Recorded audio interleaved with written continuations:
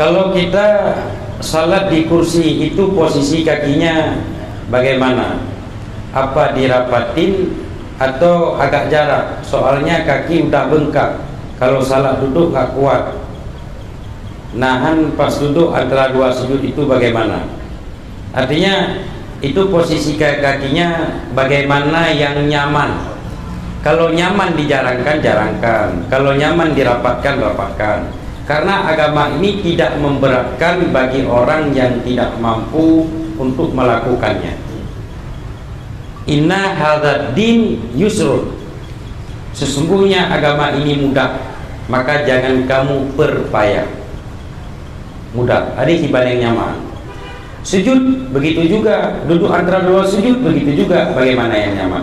Kalau memang bisa turun dari kursi roda ke bawah, turun ketika mau sujud. Kalau nggak bisa, kakek sujud di atas kursi roda.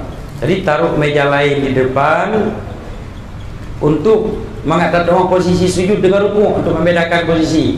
Ketika sujud berarti kepala kita menyentuh meja di depan. Nanti ketika rukuk agak sedikit lagi membungkuk, hantruk dewiyuk.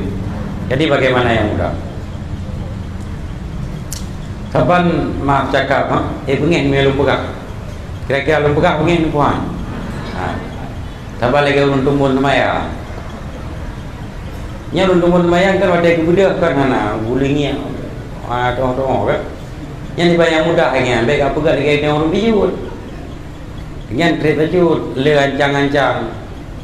Punya hanapak ketigan bocoran. Itu lagi ya. Jadi menurut bagaimana yang mudah?